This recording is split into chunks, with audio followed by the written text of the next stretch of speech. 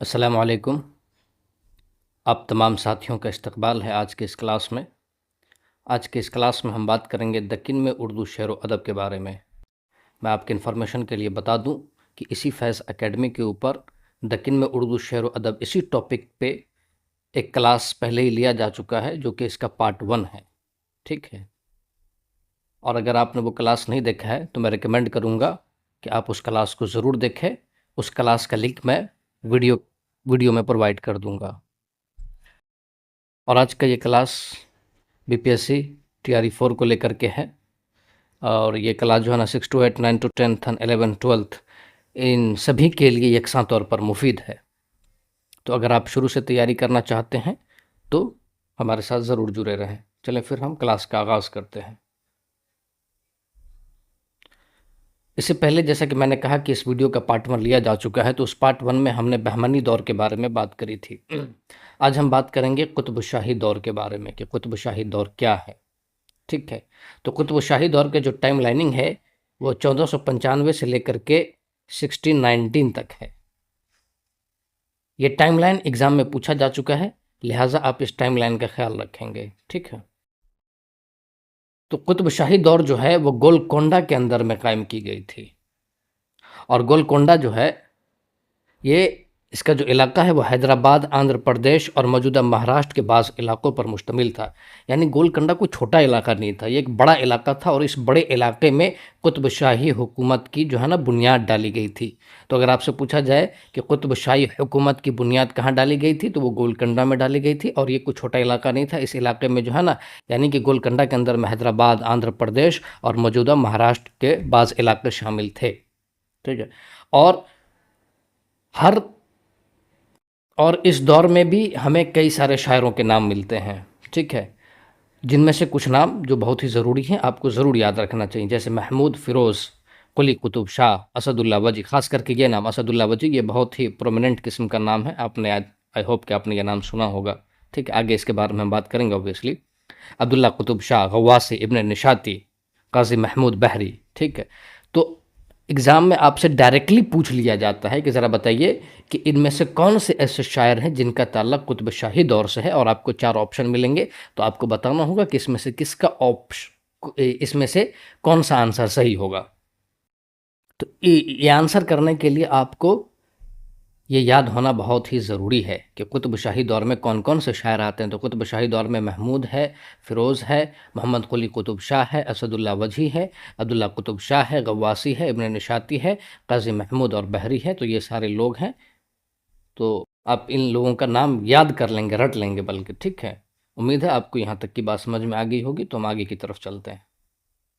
اب ہم بات کریں گے ملا وجہی کے بارے میں۔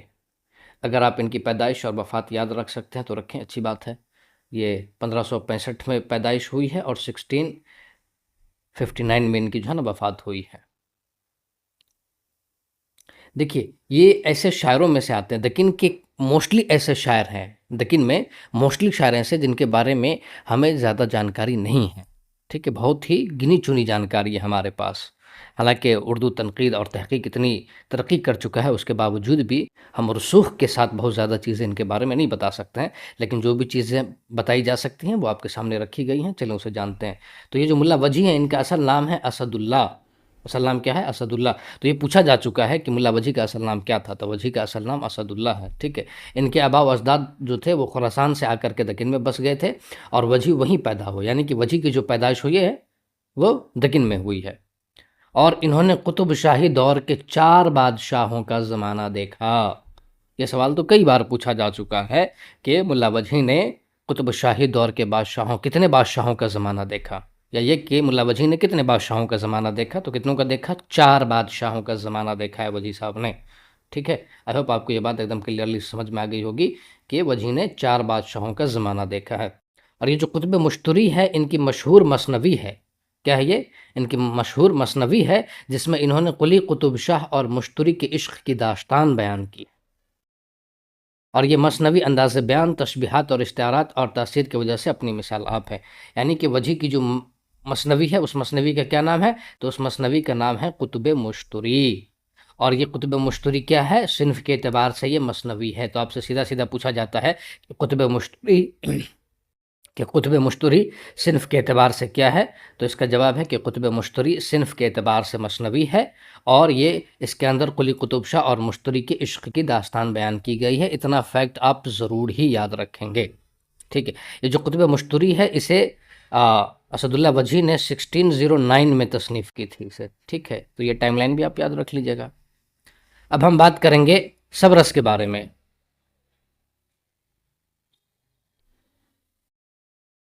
ہاں، تو اب ہم جانیں گے سبرس کو۔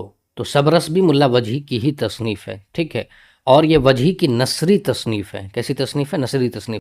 آئی ہوپ کہ آپ کو پتا ہوگا نثری تصنیف کسے کہتے ہیں۔ اگر آپ کو نہیں پتا ہے تو آپ کو جان لینا چاہیے کہ ایک ہوتا ہے نظم اور ایک ہوتا ہے نثر۔ کیا ہوتا ہے؟ ایک ہوتا ہے نظم اور ایک دوسرا ہوتا ہے نثر۔ یہ دونوں ایک دوسرے کی ضد ہے۔ نظم وہ ہوتا ہے جس میں آپ شعر و شاعری کرتے ہیں، جس میں بحر، قافیہ اور ردیف وغیرہ کی پابندی کی جاتی ہے، لیکن نثر میں ایسا نہیں ہوتا ہے۔ جیسے آپ کے سامنے یہ جو آپ پی پی ٹی دیکھ رہے ہیں، تو یہ جو آپ کے سامنے جو لکھا ہوا یہ فیکٹس یہ نثر میں ہیں، نہ کہ نظم میں، ٹھیک ہے۔ تو آئی ہوپ آپ کو نظم اور نثر کا فرق سمجھ میں آ گیا ہوگا۔ تو وجہی کی جو تصنیف ہے سبرس، وہ کیا ہے؟ وہ نثری تصنیف، اور یہ اردو کی پہلی نثری داستان ہے۔ سبرس کیا ہے؟ اردو کی پہلی نثری داستان ہے جو 1635 میں لکھی گئی تھی، یعنی 1635 میں لکھی گئی تھی۔ اس کا موضوع تصوف ہے اور اسلوب تمثیلی ہے۔ تمثیل کا مطلب ہوتا ہے کہ کسی چیز کو مثال کے تمثیل کے ذریعے بیان کرنا، یعنی کہ سبرس کے اندر جتنے بھی کردار ہیں وہ سارے کے سارے تمثیلی کردار ہیں۔ اگر آپ نے سبرس کو پڑھا اور جانا ہے تو جیسے کہ آپ کو اس میں حسن کا جو ہے نا کردار ملے گا، دل کا کردار ملے گا، ٹھیک ہے، جاسوس کا کردار نظر کا کردار ملے گا۔ تو اس طرح کے آپ کو تمثیل کے ذریعے اس کے اندر کہانی کو بیان کیا گیا ہے۔ آئی ہوپ اتنی بات آپ کو سمجھ میں آ گئی ہوگی۔ اب ہم چلیں گے قلی قطب شاہ کے بارے میں، ٹھیک ہے۔ ان کی پیدائش جو ہے وہ 1565 ہے، 1565 سے لے کر کے 1611 تک ہے۔ یہ قلی قطب شاہ جو ہے انہیں اردو کا پہلا صاحب دیوان شاعر مانا جاتا ہے۔ اس سے پہلے بھی ہم نے جو پہلا ویڈیو لیا گیا تھا اس میں اس کے بارے میں بات کی تھی۔ اردو کے پہلے صاحب دیوان شاعر ہیں محمد قلی قطب شاہ معانی۔ تو یہ جو معانی ہے، یہاں جو آپ معانی دیکھ رہے ہیں، یہاں جو آپ معانی دیکھ رہے ہیں ورڈ، ایک منٹ،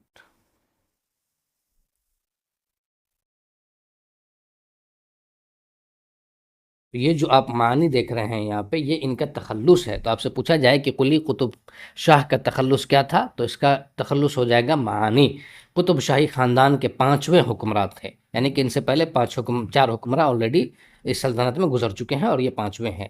مغل بادشاہ جلال الدین محمد اکبر کے ہم عصر اور حیدرآباد شہر کے بانی تھے۔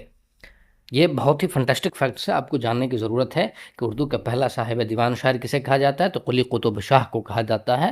قطب شاہی دور کے کیویں نمبر کے کس نمبر کے بادشاہ، قطب شاہی دور کے کس نمبر کے بادشاہ ہیں، تو 5ویں نمبر کے بادشاہ ہیں، ٹھیک ہے۔ ان کا تخلص کیا ہے، تو معانی تخلص ہے، ٹھیک ہے۔ اور اگر آپ سے پوچھا جائے کہ جس زمانے میں قلی قطب شاہ ہے اس زمانے میں دلی کے سلطنت پہ کون بیٹھا ہوا ہے، تو اس کا جواب آپ کو ملے گا مغل بادشاہ جلال الدین محمد اکبر۔ تو آئی ہوپ آپ کو اتنی بات سمجھ میں آ گئی ہوگی۔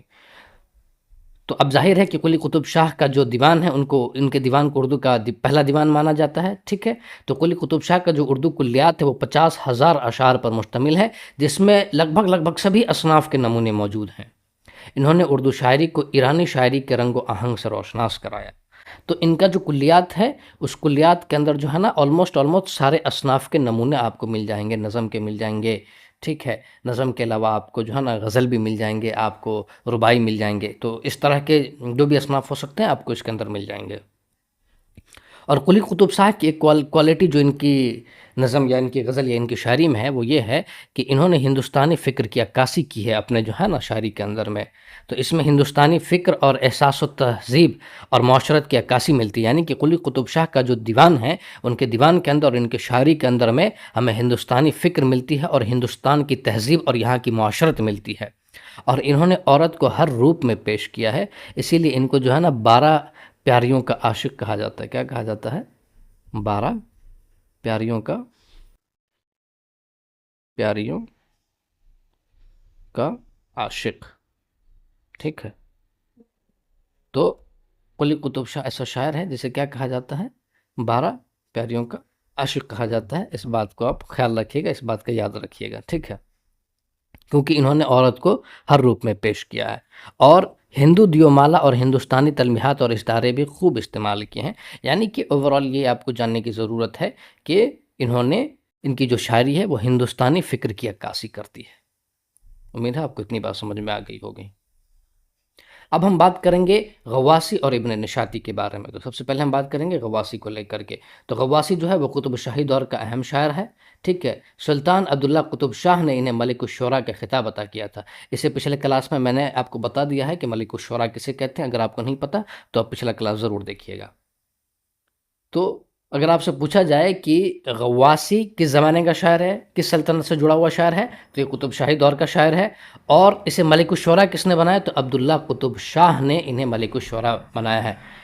یہ ایسے فیکٹس ہیں جو سیدھے ایگزام میں آپ سے پوچھ لیے جاتے ہیں۔ اگر آپ کو یقین نہ ہو تو آپ پریویس ایئر پیپر اٹھا کر کے دیکھ لیجیے گا۔ سیدھا آپ سے پوچھا جاتا ہے کہ عبداللہ کیا کہتے ہیں عبداللہ قطب شاہ کے دربار کا ملک الشعراء کون تھا، ایسے پوچھا جاتا ہے۔ یا پھر آپ سے یہ پوچھ لیا جاتا ہے کہ غواصی کس بادشاہ کے جو ہے نا دربار کا ملک الشعراء۔ تو دونوں طریقے سے آپ سے پوچھا جا سکتا ہے اس سوال کو، ٹھیک ہے، بلکہ پوچھا جا چکا ہے۔ ان کی 3 مثنویاں ہیں۔ کتنی مثنویاں ہیں؟ 3 ہیں۔ مینا ستونتی، سیف الملوک و بدیع الجمال اور طوطی نامہ۔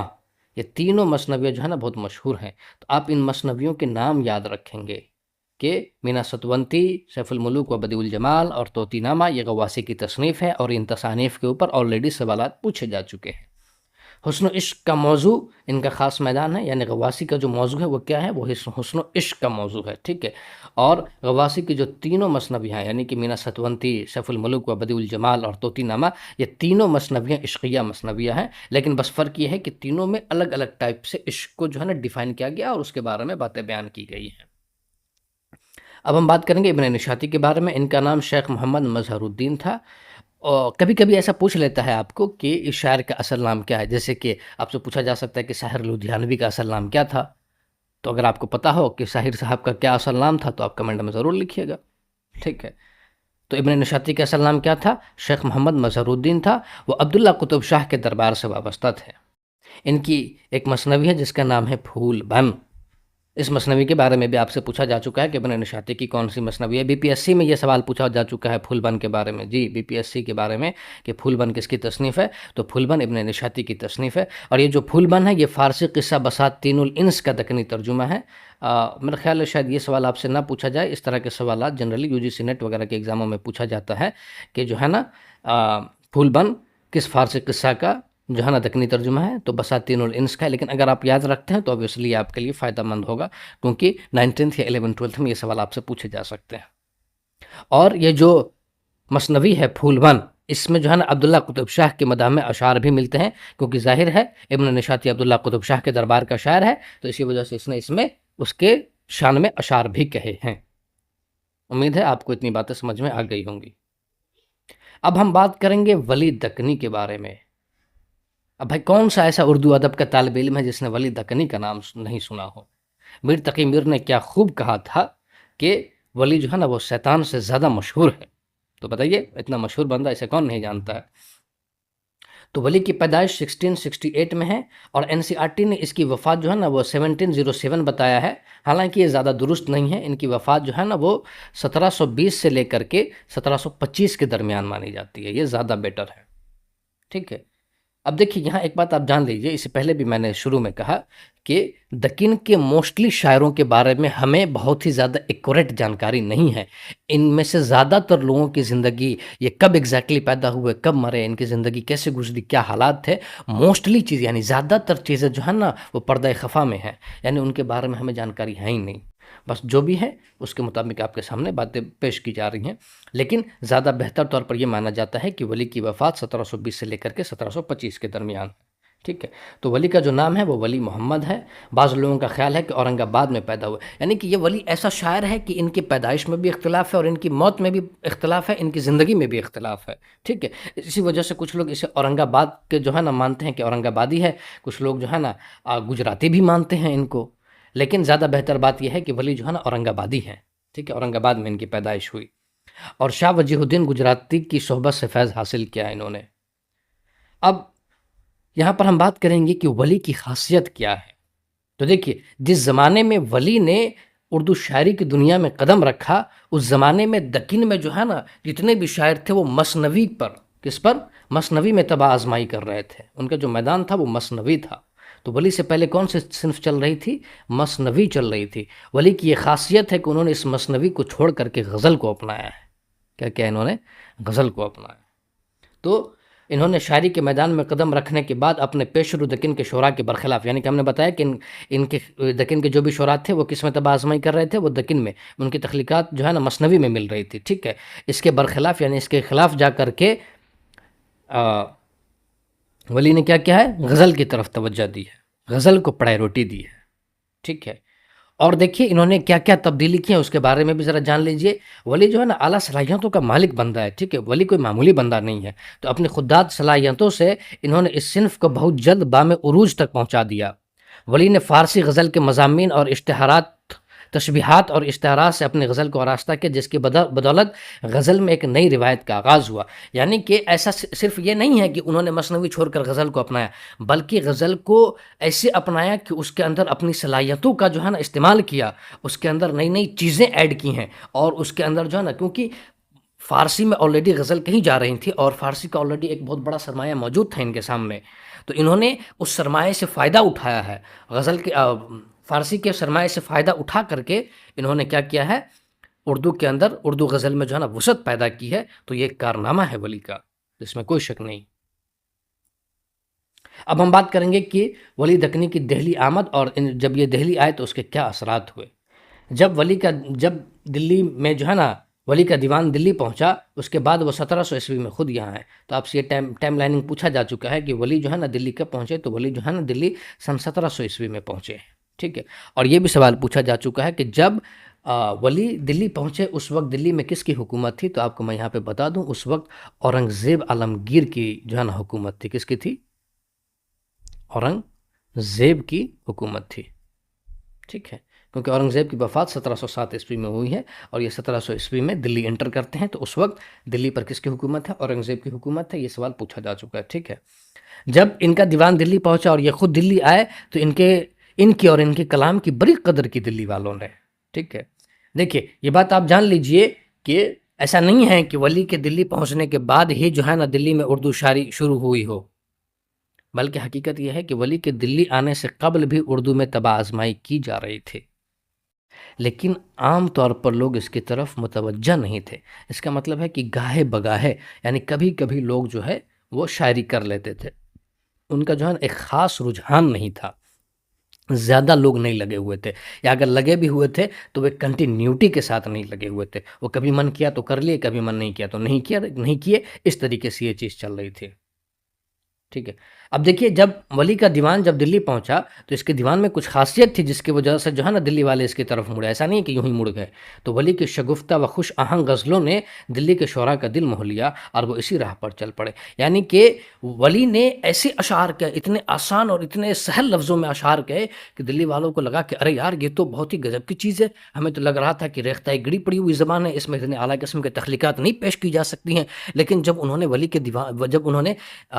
دکنی کے دیوان کو دیکھا، ان کے اشعار کو دیکھا، ان کی شاعری کو دیکھا، تو انہیں لگا کہ نہیں یار ہمیں بھی اس میں جو ہے نا اپنی تخلیقات پیش کرنی چاہیے. اس وجہ سے جو ہے نا دلی میں ایک نئے دور کا آغاز ہوتا ہے. تو دلی میں اردو شاعری کے نئے دور کا آغاز کس کی وجہ سے ہوا؟ تو ولی دکنی کی وجہ سے ہوا. اور آپ کو جان لینا چاہیے کہ ولی کو ہی کیا کہتے ہیں، دکن کا اور شمال کا جو ہے نا وہ پل تصور کیا جاتا ہے، کیونکہ ولی صاحب نے غزل کو واقعی میں غزل بنایا اور اسے اتنا سہل اور آسان بنایا کہ لوگ اس کے اندر اپنی تخلیقات پیش کرنے لگے. اب دیکھیے ولی صاحب کے اشعار کتنے آسان اور کتنے سہل ہوتے تھے، اس چیز کو بھی آپ جان لیجئے. ٹھیک ہے. جیسے ولی صاحب کا غزل کا ایک مصرعہ ہے، مفلسی سب بہار کھوتی ہے، مرد کا اعتبار کھوتی ہے. تو آپ سے سیدھا یہ غزل کا مصرعہ دے کر کے پوچھا جا سکتا ہے ویسے کہ یہ کس کا غزل ہے، تو یہ ولی دکنی صاحب کا غزل ہے. دیکھیے کتنا آسان ہے، اور سن 1700 زمانے کا بندہ ہے. ٹھیک ہے.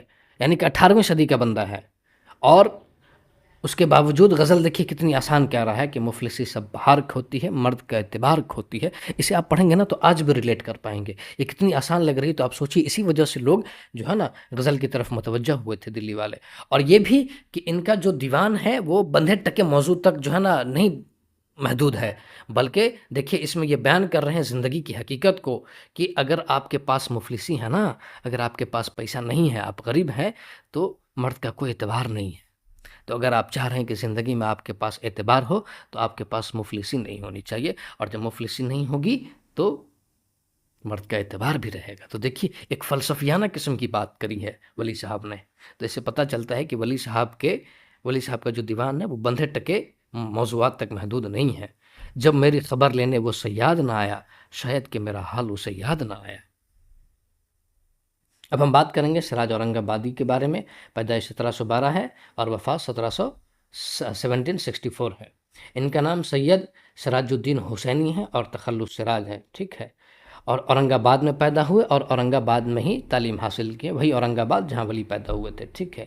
اور سراج پر ہمیشہ جذب و کیف کا ایک عالم طاری رہتا تھا اور اسی عالم میں وہ شعر کہتے تھے، ٹھیک ہے، اور اس وجہ سے ان کے کلام میں جذب اور سرمستی کی کیفیت بھی ملتی ہے۔ یاد رکھیے گا آپ اس بات کو کہ سراج جو ہے وہ ولی کے بعد کے شاعر ہیں اور انہوں نے شاعری میں ولی کی پیروی بھی کی ہے، ٹھیک ہے، اور جذب اور جو ہے نا مستی، جذب اور جو ہے نا جذب کی کیفیت ان کے اوپر طاری رہتی تھی، یعنی دیوانہ پن کا عالم ان کے اوپر رہتا تھا۔ اب ان کے کچھ اشعار دیکھ لیجئے۔ یار کو بے حجاب دیکھتا ہوں، میں سمجھتا ہوں خواب دیکھتا ہوں، خبر تحیر عشق سن، نہ جنوں رہا نہ پڑی رہی، نہ تو رہا نہ تو میں رہا، جو رہی سو بے خبری رہی۔ دیکھیے اب جو کچھ بھی ہم نے پڑھا ہے اسے میں شارٹ میں آپ کے سامنے بیان کر دیتا ہوں۔ ہم نے ملا وجی کے بارے میں پڑھا، آپ کو پتہ ہونا چاہیے کہ قطب مشتری ان کی مثنوی ہے جو 1609 میں لکھی گئی، ٹھیک ہے، اور اس کے بعد صبرس انہوں نے لکھا ہے، 1635 میں لکھا ہے۔ یہ اردو کی پہلی نثری داستان مانی جاتی ہے۔ وجی کے بعد ہم نے قلی قطب شاہ کے بارے میں جانا، اردو کے پہلے صاحب دیوان شاعر ہیں، اور اردو کا پہلا کلیات قلی قطب شاہ کا ہی کلیات ہے، اس میں 50,000 اشعار ملتے ہیں، اور اس کلیات کے اندر میں لگ بھگ تمام اصناف کے جو ہے نا تمام اصناف ہمیں مل جاتے ہیں۔ اس کے بعد ہم نے بات کی غواسی کی، ٹھیک ہے، تو ان کی 3 مثنویاں ہیں، مینا ستونتی ہیں، سیف الملوک و بدیع الجمال ہے، اور طوطی نامہ ہے، اور ان کی جو مثنویاں ہیں وہ عشقیہ مثنویاں ہیں۔ اس کے بعد بات کریے ہم نے ابن نشاطی کے بارے میں، ان کی ایک ہی مثنوی پائی جاتی ہے جس کا نام پھول بن ہے، ٹھیک ہے، اور یہ فارسی قصہ بساتین الانس کا دکنی ترجمہ ہے، اور یہ جتنے بھی شاعر ہیں یہ سارے کے شاعر جو ہے نا وہ قطب شاہی دور کے شاعر ہیں۔ اب دیکھیے کہ قطب شاہی دور جو ہے اس کے بارے میں، تو دکن میں اردو ادب کی جو روایت عادل شاہی اور قطب شاہی دور میں قائم ہوئی، ان حکومتوں کے خاتمے کے بعد اس میں مزید ترقی ہوئی، یعنی کہ جب عادل شاہی دور اور عادل شاہی دور کے بارے میں نے پارٹ 1 میں بات آلریڈی کر لیا ہے، اگر آپ نے نہیں دیکھا تو اس ویڈیو کو ضرور دیکھیے گا۔ تو عادل شاہی دور اور جب قطب شاہی دور کیا خاتمہ ہو گیا، کیونکہ ظاہر ہے ایک سمے کے بعد حکومت کا خاتمہ تو ہونا فکس ہے، جب ختم ہو گیا تو کیا ہوا کہ اردو شاعری کی دنیا میں اور اردو میں کیا ہوا، ترقی ہوا، ٹھیک ہے۔ اور جب ان حکومتوں کا خاتمہ ہو گیا تو ان حکومتوں کے خاتمے کے بعد ہمیں 2 سب سے بڑے نام ملتے، ایک ولی اور سراج سامنے آتے ہیں، جن کے بارے میں ہم نے ابھی پڑھ لیا آلریڈی، اور ان کی ہی بے مثال خدمات کی وجہ سے دکن اور شمال کی تفریق ختم ہو گئی۔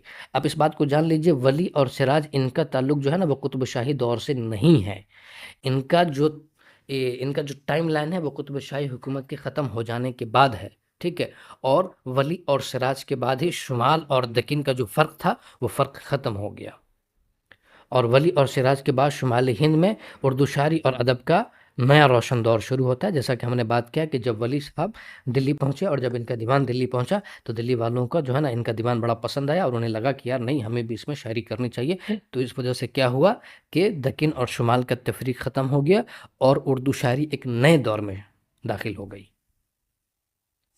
اب چلیں، اگر آپ نے ساری چیزیں سمجھ لی ہیں، آپ کو ساری باتیں سمجھ میں آ گئی ہیں، تو جو کچھ بھی ہم نے پڑھا ہے اس کے اوپر چند سوالات کر لیتے ہیں۔ تو آپ کے اسکرین پر پہلا سوال ہے کہ قطب شاہی دور کے جغرافیائی حدود کے حوالے سے کون سا بیان درست ہے؟ جیسا کہ ہم نے بتایا تھا آپ کو کہ قطب شاہی دور جو ہے وہ گولکنڈہ کے اندر میں اس کی فاؤنڈیشن رکھی گئی تھی، اور گولکنڈہ ایک بڑا علاقہ تھا، کوئی چھوٹا علاقہ نہیں تھا۔ یہ حکومت صرف موجودہ حیدرآباد تک محدود تھی، اس میں آندھرا پردیش اور مہاراشٹر کے کچھ علاقے شامل تھے، اس کی سرحد شمالی ہند کے مغلوں سے نہیں ملتی تھی، ٹھیک ہے۔ تو یہ پہلے والا فیکٹ غلط ہے، یہ فیکٹ بھی غلط ہے، لہٰذا بی والا آپشن صحیح ہے اور یہی ہمارا آنسر ہے، ٹھیک۔ اب کہہ رہا ہے کہ ملا وجی کی تصنیف سبرس کو اردو ادب میں کیا انفرادیت حاصل ہے؟ یہ اردو کی پہلی شعری داستان ہے، اس کا اسلوب تمثیلی اور موضوع تصوف ہے، یہ فارسی داستان بساتین الانس کا براہ راست ترجمہ ہے۔ تو ذرا بتائیے کیا جواب ہوگا، ٹھیک ہے۔ تو یہ اردو کی پہلی شعری داستان ہے، یہ بات بالکل ہی غلط ہے، ٹھیک ہے۔ اور یہ کہ یہ فارسی داستان بساتین الانس کا دکنی ترجمہ، یہ بات بھی غلط ہے، کیونکہ فارسی داستان بساتین الانس کا دکنی ترجمہ جو ہے وہ پھول بن ہے، نہ کہ وجی صاحب کی تصنیف صبرس ہے، لہٰذا بی آپشن صحیح آنسر ہے کہ اس کا اسلوب تمثیلی ہے اور موضوع تصوف ہے۔ آپ کے اسکرین پہ تیسرا سوال، محمد قلی قطب شاہ کو اردو کا پہلا صاحب دیوان شاعر تسلیم کیا جاتا ہے، اس کی بڑی وجہ کیا ہے؟ انہوں نے صرف غزلیں لکھی ہیں، ان کے کلیات میں تقریباً تمام اصناف سخن کے نمونے ملتے ہیں، وہ قطب الشاہی خاندان کے پہلے حکمران تھے۔ دوسرا بتائیے کیا جواب ہونا چاہیے؟ تو انہوں نے صرف غزلیں لکھی ہیں، تو یہ بات بالکل ہی غلط ہے، قطب شاہی دور کے پہلے حکمران تھے، یہ بات غلط ہے۔ ہم نے اس کے بارے میں آپ کو پہلے ہی بتا دیا ہے کہ قطب شاہی دور کے پہلے بادشاہ کون تھے۔ آپ کو اگر پتہ ہو تو آپ کمنٹ میں ضرور لکھیے گا، اور اگر آپ کو نہیں پتہ ہو تو پارٹ 1 اس ویڈیو کا ضرور دیکھیے گا، آپ کو علم ہو جائے گا۔ تو ان کے کلیات میں تقریباً تمام اصناف سخن کے نمونے ملتے ہیں، ہم نے اس کے بارے میں آلریڈی بات کر لی، اور یہی جواب درست جواب ہے۔ اب ہم بات کریں گے چوتھے سوال کے کہ محمد قلی قطب شاہ کی شاعری کے فنی و فکری امتزاج کے بارے میں کیا کہا جا سکتا ہے؟ انہوں نے صرف ایرانی رنگ و آہنگ کو اپنایا، ان کے کلام میں ہندوستانی تہذیب اور ہندو دیومالا کے اثرات نمایاں ہیں، ٹھیک ہے۔ انہوں نے عورت کو صرف روایتی معشوقہ کے طور پر پیش کیا ہے۔ تو ذرا بتائیے کیا جواب ہونا چاہیے چوتھے کا؟ تو اس کا جواب ڈی ہو جائے گا، ٹھیک ہے۔ انہوں نے ایرانی رنگ کی بھی بات کی ہے، ان کے کلیات میں ہندوستانی تہذیب اور ہندو دیومالا بھی کیا ہے ملتی ہیں، ٹھیک ہے۔ اور انہوں نے عورتوں کو صرف روایتی معشوقہ کے طور پر بھی پیش کیا، تو یہ سارے صحیح ہیں، لہٰذا ڈی آپشن ہمارا صحیح جواب ہو جائے گا۔ غواصی کو ملک الشعراء کا خطاب کس بادشاہ نے عطا کیا تھا؟ محمد قلی قطب شاہ، عبداللہ قطب شاہ، ابراہیم قطب شاہ۔ تو سلطان عبداللہ قطب شاہ نے غواصی کو ملک الشعراء کا خطاب عطا کیا تھا۔ مثنوی پھول بن کے بارے میں درج ذیل میں سے کون سا بات درست ہے؟ یہ ابن نشاطی کی تبازات تخلیق ہے، یہ بساتین الانس کا دکنی ترجمہ ہے، اس میں مغل بادشاہ اکبر کی مدح کی گئی ہے۔ تو دیکھیے یہ ابن نشاطی کی تبازات تخلیق ہے، تو یہ بات بالکل ہی غلط ہے، اور یہ بساتین الانس کا دکنی ترجمہ ہے، جی یہ بات بالکل ہی درست ہے۔ اور یہ کہ اس میں مغل بادشاہ اکبر کی مدح کی گئی ہے، تو یہ بات بھی بالکل ہی غلط ہے، لہٰذا بھی آپشن صحیح ہو جائے۔ تبازات کسے کہتے ہیں؟ دیکھیے تبازات کا مطلب ہوتا ہے ایک ایسی تخلیق جو بندہ خود سے کرے، ایک ایسی تخلیق جو آپ کا اپنا ہو، جو آپ نے خود لکھا ہو، جو آپ نے کسی سے کاپی نہیں کیا ہو۔ جب آپ کسی سے کاپی نہیں کرتے ہیں نا تب وہ آپ کا اپنا ہوتا ہے، جب آپ کسی سے کاپی کرتے ہیں، جیسے آپ نے کسی کا کتاب دیکھا اور اس کتاب کا ترجمہ کیا، بھلے اس کتاب میں آپ دنیا جہان کی چینجنگ کر دو، پھر بھی وہ تبازات نہیں کہلائے گا۔ جیسے کہ میر امن صاحب کی جو تخلیق ہے قصہ چہار درویش، ٹھیک ہے، جسے آپ باغ و بہار کے نام سے جانتے ہیں، تو باغ و بہار جو ہے وہ چہار درویش کا ترجمہ ہے، وہ آزاد ترجمہ ہے، حالانکہ انہوں نے اس ترجمے میں اپنے تخلیقات کے جوہر دکھائے ہیں، لیکن اس کے باوجود بھی وہ تبازات نہیں ہے، کیونکہ وہ ان کی اپنی تخلیق نہیں ہے۔ امید ہے آپ کو تبازات کیا ہوتا ہے اس کا مطلب سمجھ میں آ گیا ہوگا۔ ولی دکنی کے فن کے بارے میں ناقدین کا یہ خیال کیوں ہے کہ انہوں نے دکن اور شمال کی تفریق کو ختم کر دی؟ وہ دہلی میں پیدا ہوئے اور دکن میں وفات پائی، ان کے دیوان کی دہلی آمد نے وہاں کے شعراء کو اردو کی طرف مائل کیا، انہوں نے صنف غزل کو فارسی روایات اور دکنی احساسات سے آہنگ کیا۔ بتائیے، بڑا ہی فنٹاسٹک سا سوال ہے، ٹھیک ہے۔ تو وہ دہلی میں پیدا ہوئے اور دکن میں وفات ہوئی، تو یہ بات تو بالکل ہی اور سراسر غلط ہے۔ ان کے دیوان کی دہلی آمد نے وہاں کے شعراء کو اردو کی طرف مائل کیا، تو یہ بات درست ہے، بالکل درست ہے۔ انہوں نے صنف غزل کو فارسی روایات اور دکنی احساسات سے آہنگ کیا، تو یہ بات بھی صحیح ہے، لہٰذا آپشن نمبر ڈی ہو جائے گا آپ کا جواب۔ اب کہہ رہے سراج اورنگ آبادی کی شاعری میں جذب و کیف کی کیفیت کے پیچھے کیا بنیادی محرک تھا؟ ان کی شاہانہ زندگی، ان کی درویشانہ طبیعت اور جذب کی حالت، فارسی شعراء کی اندھی تقلید۔ تو ان کی شاہانہ زندگی تو نہیں تھی، ویسے بھی شاعروں کی زندگی شاہانہ تھوڑی ہوتی ہے۔ آپ اگر اردو زیادہ تر شعراء کو دیکھیے گا تو ان کی زندگی جو ہے نا مفلسی اور غریبی میں گزری ہے۔ میر صاحب کو دیکھیے، جب میر صاحب دلی چھوڑ کر کے لکھنؤ گئے، کہاں گئے؟ لکھنؤ گئے، تو لکھنؤ جانے کے لیے ان کے پاس پیسہ بھی نہیں تھا۔ سوچیے اتنی غریبی تھی، پوری زندگی غریبی اور مفلسی میں گزری ہے، اس لیے میر صاحب کہتے ہیں جو اس زور سے میر روتا رہے گا تو ہمسایہ کاہے کو سوتا رہے گا۔ تو دیکھیے اردو کے موسٹلی شاعر ایسے ہیں، غالب صاحب کو دیکھیے پوری زندگی غریبی اور مفلسی میں گزری ہے، ٹھیک ہے۔ تو اردو کے موسٹلی ایسے شاعر ہیں جن کی زندگی غریبی اور مفلسی میں گزری ہے، تو ان کی شاہانہ زندگی تو ویسے بھی نہیں ہوگی۔ فارسی شعراء کی اندھی تقلید کی ہے تو ایسا بھی کچھ نہیں ہے۔ ان کی درویشانہ طبیعت اور جذب کی حالت، یہ ایک دم صحیح آنسر ہے، لہٰذا بھی آپشن صحیح جواب ہو جائے گا۔ اب کہہ رہا ہے کہ ملا وجی کی مثنوی قطب مشتری کا مرکزی موضوع کیا ہے؟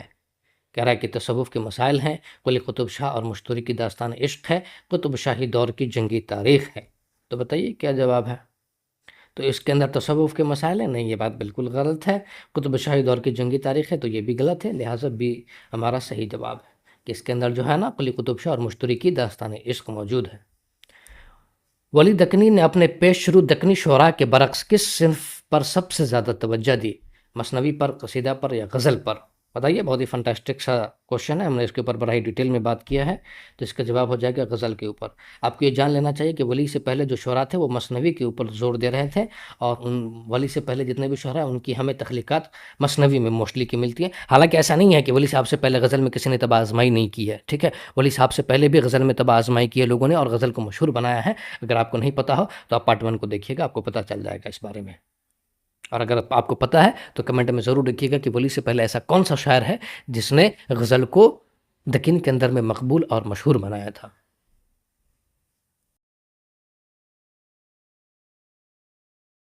درج ذیل میں سے کون سا شاعر قطب شاہی دور سے تعلق نہیں رکھتا ہے؟ جس طرح کے سوال آپ سے پوچھے جاتے ہیں، غواسی، سراج اورنگ آبادی اور ابن نشاطی۔ تو ذرا بتائیے، سوال خیال رکھیے گا، سوال میں نہیں پوچھ رہا ہے نہیں پوچھ رہے، ٹھیک ہے، ہاں، تو تھوڑا سا نظر ادھر ادھر ہونے سے جو ہے نا درگھٹنا ہو جاتی ہے۔ تو دیکھیے، غواسی کا تعلق ہے، ابن نشاطی کا تعلق ہے، ٹھیک ہے، لہٰذا آپ سے نہیں پوچھ رہا ہے، ٹھیک ہے، تعلق کیا کہہ رہا ہے کہ درج ذیل میں سے کون سا شاعر قطب شاہی دور سے تعلق نہیں رکھتا ہے؟ تو سراج اورنگ آبادی ایسا شاعر ہے جس کا تعلق قطب شاہی دور سے نہیں ہے، لہٰذا بی آپشن صحیح ہو جائے گا۔ باقی جو غواسی اور ابن نشاطی ہے تو اس کا تعلق قطب شاہی دور سے ہے۔ اب کہہ رہا ہے کہ محمد قطب شاہ کے بارے میں کون سا تاریخی بیان درست ہے؟ وہ حیدرآباد شہر کے بانی تھے، وہ مغل بادشاہ اکبر کے ہم عصر تھے، ان کے کلیات 50,000 اشعار پر مشتمل ہے۔ تو جیسا کہ ہم نے پڑھا، یہ بات بھی درست ہے کہ حیدرآباد شہر کے بانی تھے، مغل بادشاہ اکبر کے ہم عصر تھے، اور ان کے کلیات 50,000 اشعار پر مشتمل ہے۔ تو یہ تینوں فیکٹ درست ہیں، لہٰذا آپشن ڈی صحیح جواب ہو جائے گا۔ اب کہہ رہا ہے کہ شبرس کی تالیف کا سن کیا ہے؟ 1508 میں لکھی گئی، 1635 میں لکھی گئی، 1659 میں لکھی گئی۔ ذرا بتائیے کون سا جواب درست ہوگا اس کا؟ تو اس کا جواب یہ ہے کہ 1635 میں شبرس لکھی گئی۔ اگر آپ کو شبرس کا پتہ ہے تو آپ بتائیے کہ شبرس کے علاوہ جو ان کی تخلیق ہے قطب مشتری، کیا ہے ان کی تخلیق؟ قطب مشتری۔ تو یہ ایک منٹ،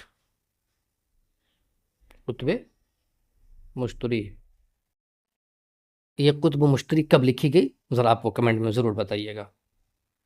غواسی کی مثنویوں کے حوالے سے صحیح جوڑ کی نشاندہی کریے۔ مینا ستونتی، طوطی نامہ، سیف الملوک بدیع الجمال، یا پھر پھول بند۔ تو 14 نمبر سوال کا جواب بتائیے۔ تو دیکھیے، یہ پھول بند جو ہے نا وہ غواسی کی نہیں ہے، تو یہ تو کٹ جائے گا، لہٰذا یہ مینا ستونتی اور طوطی نامہ اور سیف الملوک و بدیع الجمال یعنی اے اور بی یہ دونوں صحیح ہے، لہٰذا ہمارا آپشن ڈی ہو جائے گا، اور ڈی صحیح جواب ہے۔ اب کہہ رہا ہے کہ ولی دکنی کی شاعری نے دہلی کے شعراء پر کیا اثر ڈالا؟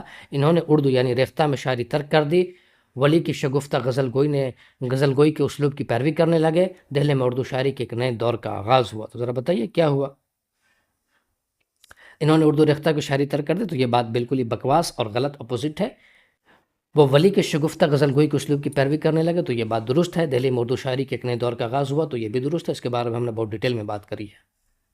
چلیے، تو لہٰذا اس وجہ سے جو ہے نا آپشن نمبر ڈی ہمارا صحیح جواب ہو جائے گا۔ اب کہہ رہا ہے کہ ملا وجی نے اپنی زندگی میں کل کتنے بادشاہوں کا دور دیکھا؟ 2 بادشاہ کا، 3 بادشاہ کا، 4 بادشاہ کا؟ تو اس کا جواب ہے 4 بادشاہوں کا زمانہ دیکھا ہے انہوں نے۔ مفلسی سب بہار کھوتی ہے، مرد کا اعتبار کھوتی ہے، مشہور شعر کس شاعر کا ہے؟ قلی قطب شاہ کا ہے، ولی دکنی کا ہے، یا پھر سراج اورنگ آبادی کا ہے؟ تو آپ کو پتہ ہونا چاہیے کہ یہ جو ہے نا ولی دکنی کا ہے۔ کس کا ہے؟ یہ ولی دکنی کا شعر ہے۔ اب کہہ رہا ہے کہ سراج اورنگ آبادی کے کلام کی نمایاں خصوصیت کیا ہے؟ خالص درباری شاعری کی ہے، بے خبری اور تحیر عشق ہے، صرف سیاسی حالات کی عکاسی کی ہے۔